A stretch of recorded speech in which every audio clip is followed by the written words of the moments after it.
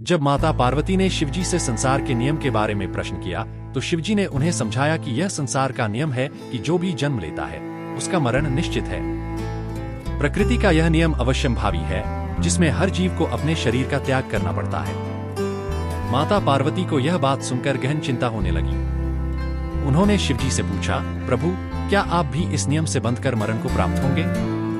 शिवजी मुस्कुराते हुए बोले, पार्वती, मैं उस नियम से परे हूँ जिसे तुम जन्म और मरण का चक्र कहती हो।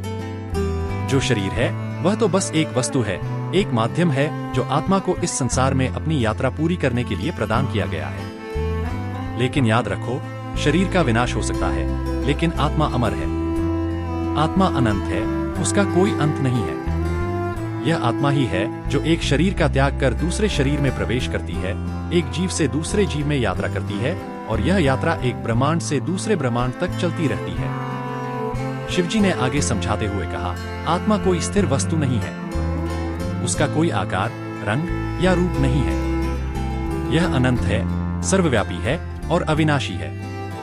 जब एक जीव अपने कर्मों का फल भोग लेता है तब उसकी आत्मा उस शरीर को त्याग कर देती है और नए शरीर में प्रवेश करती है। इस प्रक्रिया को पुनर्जन्म कहते हैं।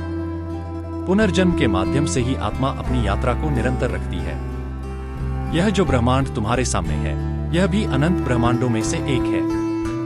हर ब्रह्मांड में अनंत जीव हैं और हर जीव के अंदर वही एक आत्मा का अंश है। जब एक ब्रह्मांड का विनाश होता है तब उस ब्रह्मांड में स्थित सारी आत्माएं अपनी यात्रा को किसी नए ब्रह्मांड में आगे बढ़ाती हैं। इसलिए आत्मा का विनाश कभी नहीं होता, वह सदैव अपनी यात्रा में रहती है, बिना किसी शिखर या अंत के। माता पार्वती ने यह सब सुनकर अपने मन में उठी चिंता को दूर किया और शिवजी के अमर होने के रहस्य को समझा। शिवजी ने उन्हें बताया कि मैं अपने आत्मा के रूप में सदैव हूँ, जो न कभी जन्म लेता है न ही कभी मरता है। शरीर का अस्तित्व तो बस माया है और माया का अस्तित्व नाश हो सकता है, लेकिन आत्मा जो कि सत्य है उसका कभी विनाश नहीं होता। मैं वही अनंत आत्मा हूँ जो सदैव अमर है। इस प्रकार शिवजी ने माता पार्वती को यह गुप्त ज्ञान दिया कि यह शरीर तो बस एक माध्यम है, असली सत्य तो आत्मा है जो अमर है और सदैव अपनी यात्रा में तत्पर रहती है।